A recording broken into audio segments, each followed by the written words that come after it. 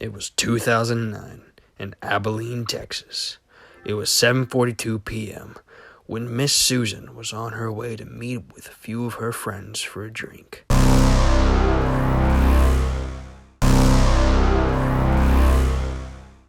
At the corner of North 4th Street and Pine, Mr. Kenny's Chevrolet Camaro and Miss Susan's Lexus convertible crashed.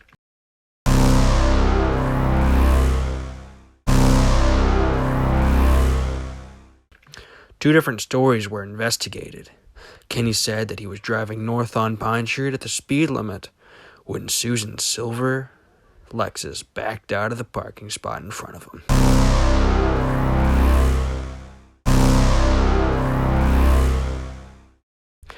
Kenny said he tried to stop, but ended up hitting the Lexus while it was moving backwards into his lane on Pine Street.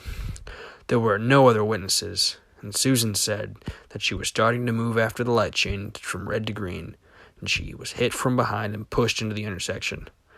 Let's find out what really happened. I was driving north on Pine Street going 30 miles an hour when that stupid old lady I know you were going cut 30 out in miles front per of hour. me. You're freaking going fast, you liar. Calm down. What is your side of the story? I was going 30 miles an hour down North Pine Street when that hag of a person pulled out in front of me from her parking spot, and I didn't have enough time to stop.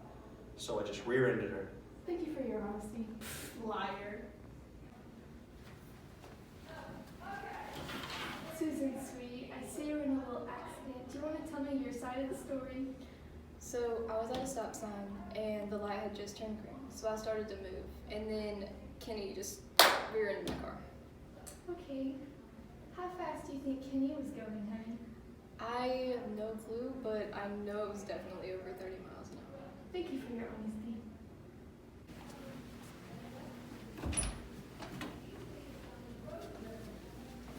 So what do you think really happened? Someone's lying. I don't know which one of them was lying. Seems suspicious. I'm going to be asking you a few questions. Right now, it's a 50% chance it was you. I'm gonna be honest, it wasn't me. Everyone always says it wasn't them. No, but in reality, it wasn't me. There's no way for you to prove anything. I don't know, but it just wasn't my fault. I was going 30 miles an hour and she backed up and hit me. I promise. I have evidence to prove that it was you. It wasn't my fault. Just tell me the truth. It was Kenny. It's okay if it was your fault. It wasn't my fault. Honey, Honey, child, it wasn't my fault. I don't care. I do. It wasn't my fault. It was Kenny. I know it was your fault. It was not my fault. It was your fault. You have no proof that it was my fault. There's a door here.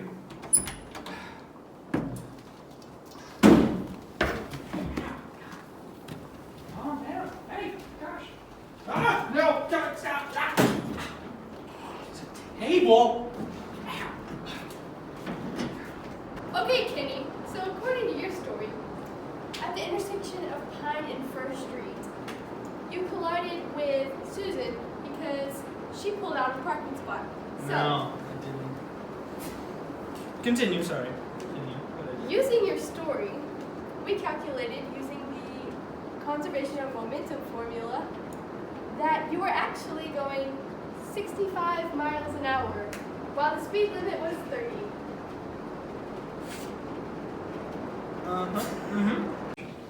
Does that make sense? So what you're saying is it wasn't my fault. What did I say? Well, yes. So, what you did is, you found my acceleration, and you multiplied it by the mass of my good-looking car, and y'all found the force, and then with the force, you multiplied it by the distance it took in order for me to stop, and you got the work, and then after you got the work, you multiplied the mass of my car by the change in velocity to get the impulse. Huh.